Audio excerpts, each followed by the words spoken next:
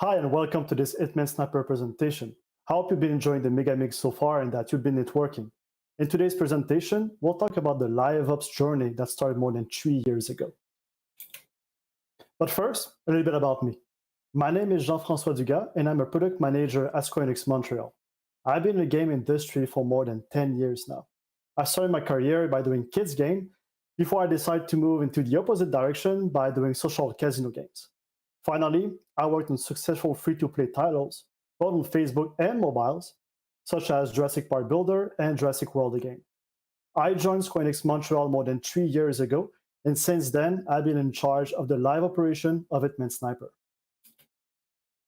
For those who don't know us, Square Enix Montreal is the studio behind the great success of the Go trilogy, being Hitman Go, Lara Croft Go, and Deus Ex Go, as well as Hitman Sniper, which is the game we will talk about today. But first, let's have a look at its trailer.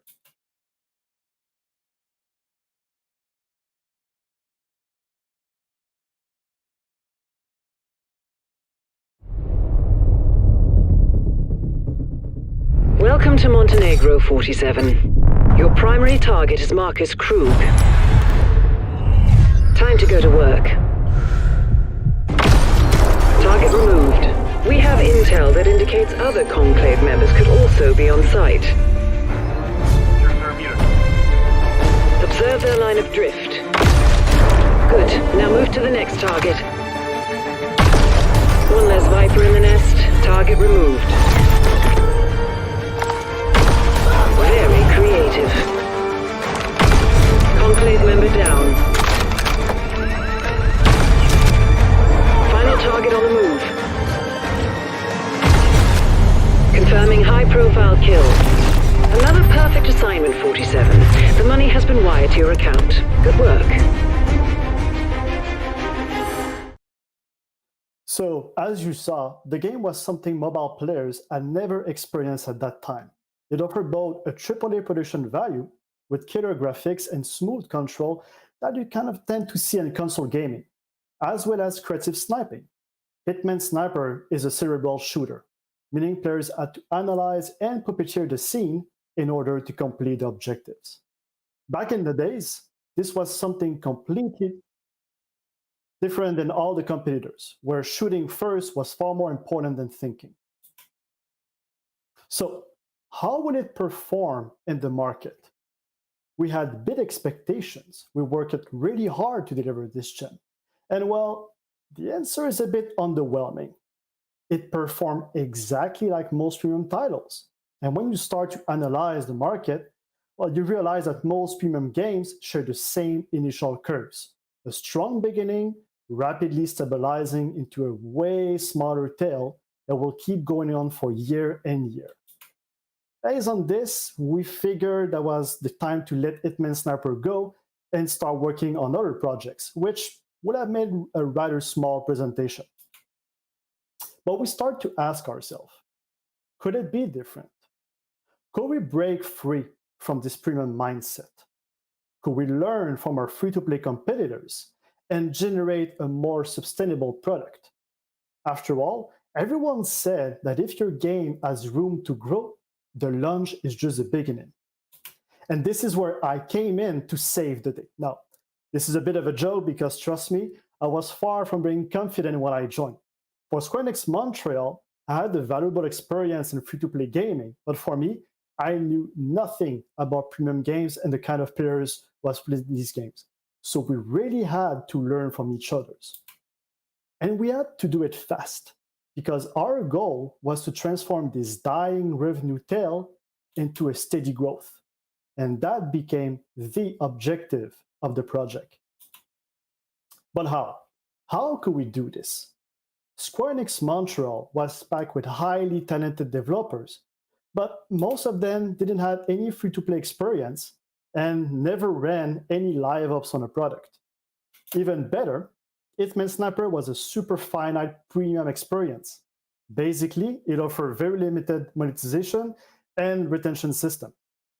Add to the fact that we had no BI hooks and no dynamics backend, well, we were in for a bumpy ride. And what about you? What will you get from this talk? Clearly, this talk won't be about changing the free-to-play market with innovative techniques. Rather, it's about humble developers that didn't know much about anything related to acquisition, retention, and monetization, but who wanted to change the premium pattern. So, based on this, how were we supposed to reach our objective? Well, everyone is familiar with the ARM optimization loop, right? So you have the acquisition, then the retention, the monetization. Well, that didn't do it for us. Sadly, like I said before, Hitman Sniper was not developed with great retention system in place. After all, it's a game you pay $5, and if you don't come back to play it, it's fine. I mean, it's your game, you pay for it. So after several attempts to boost it, we decided to try something else. And trying something else was as easy as switching retention for optimization. Why? Well, because it's a cool word to use, it's really trendy, and we felt that it was more in line with the current status of Hitman Sniper. So again, here's our adapted loop. First, acquisition. Get more players into the game. Seems easy, but as a premium game, this can be quite a challenge. Then, optimization. Understanding the player's behavior is important to educate and optimize your decision. And finally, monetization. It's all good to have players, but there has to be a way through positive experience for them to spend inside your game. So throughout this presentation, we're going to go through each bit of this loop, explaining and sharing some of the technique we use. Let's first look at the player acquisition technique we use on Hitman Sniper. A great way to boost our acquisition was to celebrate the culture of our key territories. We transformed the whole game with a series of cultural celebrations, including Chinese New Year, 4th of July, Golden Week, Christmas, Halloween, and so on. But when we did this, we went all in. Forget about putting a small Christmas ad on some character. No, we revamped the whole map. We had a new event rifle with unique abilities. We even changed the soundtrack. We worked really hard, but also made sure we were respectful of each celebration.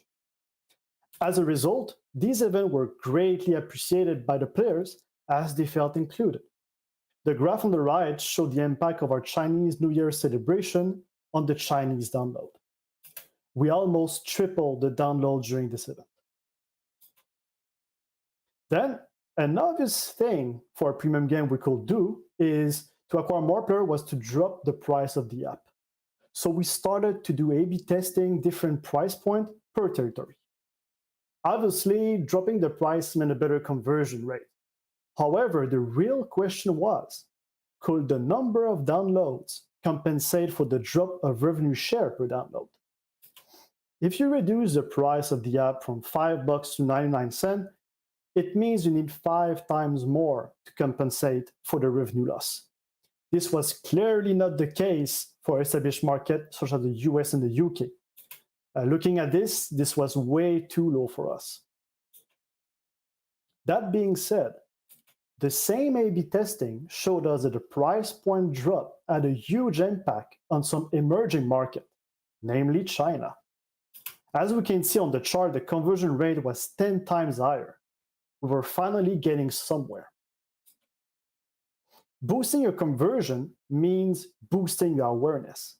Suddenly you're number one in the charts, people start talking about your games, first parties become aware. This becomes a great circle of awesomeness. The more awareness you get, the more downloads you have, and so on. All of this results in a boost of 115 times the download in China, which largely compensate for the lower revenue share per download. And since that day, China for Hitman Sniper has been our #1 territory. Now, being even more aggressive would have been to drop the price to being free, right? And so we tried. Going free to play for a week generated crazy download, 100 times more than we ever saw. But most of these were low quality downloads. Players that were not ready to convert and left the game as fast as they came in. And so because of this, we were not able to recoup the download revenue loss during these free-to-play jumps. Let's face it, that was a complete failure. But all is not negative. Free-to-play jump really boosted our awareness. So remember this circle of awesomeness I spoke about in a previous slide? Well, once the free-to-play jump were over, new players were still coming in, even though we were back at full price. Looking at this graph, you can clearly see how much download revenue got boosted. And this is why we keep doing monthly free-to-play jump regularly on Hitman Sniper. The sacrifice we're doing during a week is worth it. And now that we acquire new players by doing cultural celebration, price point A/B testing, and free-to-play jump, well, we were now ready to start optimizing the game by looking at how our new player behave. And this starts with how they access your store. We often talk about the benefit of frictionless offers and the best practice around it. So let me introduce you to our long story issue. Sitting at the very end of a lengthy carousel, players had to swipe up to 15 times in order to view the longsword 2. As you can guess, this lack of awareness led to a mere conversion rate for one of the best rifles in the whole game. At an average of 0.5% of conversion, it was one of our lowest converting rifles.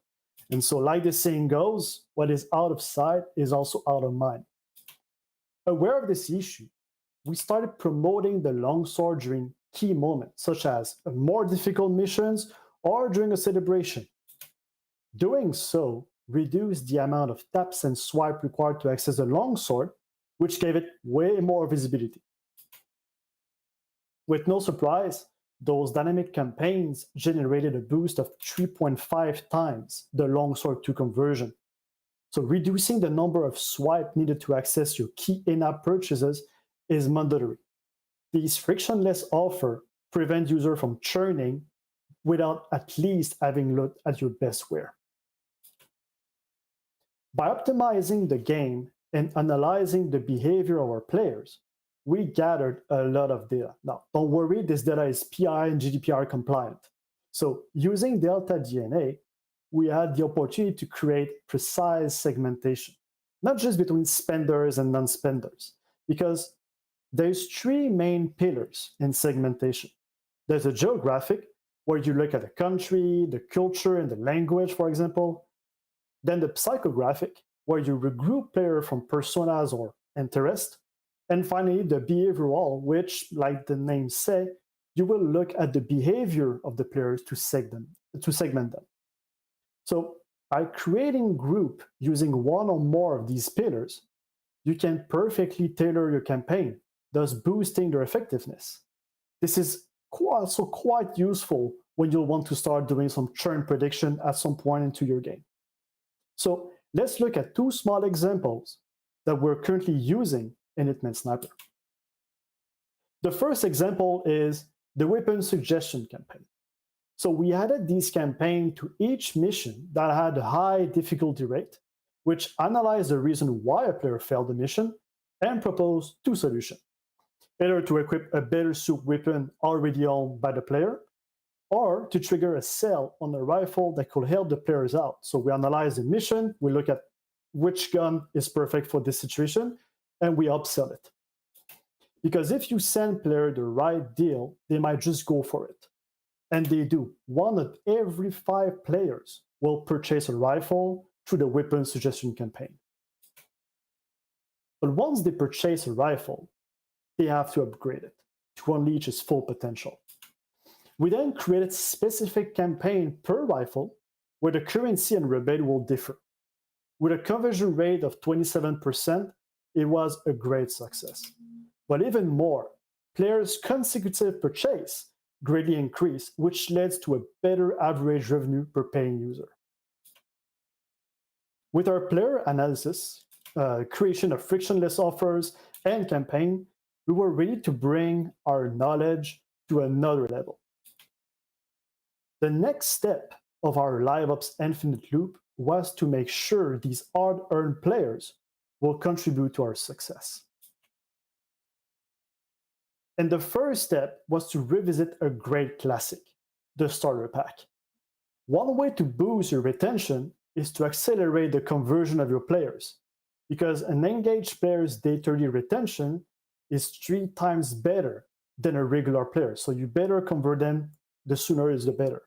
And nothing converts a player faster than a well-balanced, time-limited starter pack. Here are some rule of thumbs. A/B testing the content of the starter pack showed us that if you give too much, the player might feel full. But if your price is too high, you lose a chance of converting players early. Also, the pricing should be low enough to convert non-spenders, and it should offer a hell of a deal, for example, a value of $80 at 95% off. And this is important. The starter pack initial goal isn't to outperform your best profitable item, but boost your conversion rate. And if you add a small timer, well, you just get yourself a good success recipe. Keep in mind, you need to find the right balance between what feels good for a player and what feels good for your economy. Using the power of A/B tests, we fine-tune our starter pack until we triple our conversion rate. But what happened when they buy all the guns? When we launched the game, players could spend a maximum of $19 in rifle, and that was it. You couldn't even buy soft currency. You needed to find a way to increase our spending cap while being less limited by content. So, roughly 2 years ago, we introduced a rifle masteries. It's a simple metagame system that skyrocketed the soft currency sink. Suddenly, buying and upgrading only one rifle was not enough to own the leaderboard, because the leaderboard was one of the most favorite feature in Hitman Sniper. So using soft currency, player had to master all rifles in the game to benefit from the highest score bonus. Player could accelerate this grindy process by purchasing cashbacks that were finally introduced. And they had to. We went from 15 millions in soft currency to over 225 millions, 15 times more. Thanks to this, cashbacks became our second revenue source without the need to add new content. And because players needed the precious soft currency to master the rifle, we started to be more generous about it. Ads granted us an opportunity to give while receiving. Players that wanted to master the rifle finally had a non-paying solution. This allowed our engaged players to become competitive on the leaderboard once again. There are some rules that work for us. Limit the daily number of ads players could see to avoid an ACPM drop and to protect your game economy from being cannibalized. We decided to A/B test this value per territory, so we made sure to offer the optimal number that made sense to our economy. Also make sure to tie ads opportunities to core loop actions, and that its reward scale with players' progression. I mean, if you give the same reward to a level 1 that you will give to a level 50, they might just stop using it. Also, using an ad mediation tool gave us the leverage to maximize our revenue. We made sure that all networks were used at their full potential and that we could keep a high SCPM even during free-to-play weeks. This gave us an additional 20% in revenue share, simply by helping players out. I guess that's what we call a win-win situation. With the use of starter packs, rifle masteries, and reward videos, we were finally getting somewhere. Thanks to all of this and the free-to-play weeks, we were getting less and less dependent on download revenues. However, there are still so many things that we don't understand or opportunities that we'd like to try. We'll need to iterate even more on the Live Ops Infinite loop to bring Hitman Sniper even further. If you were lucky enough to assist Louise Bonami's presentation this morning about the user research, you will probably know that we ran user group testing, behavioral analysis, and surveys to better understand our players, and that they will continue to do so in order to educate ourselves even more. That said, 36 updates later, we're very proud of our first stake at running a live ops on Hitman Sniper. By doing so, we were finally starting to free ourselves from the premium mindset. So much that Square Enix Montreal decided 2 years ago to only produce free-to-play titles from now on. Remember this graph showing how our premium tails look like? And now we're aiming to make it better? For the last 3 years, we've been working hard at running live ops on a premium title to deliver the best sniper experience on the market. And so we did it, and it was a hell of a ride. Thank you very much for assisting to my presentation.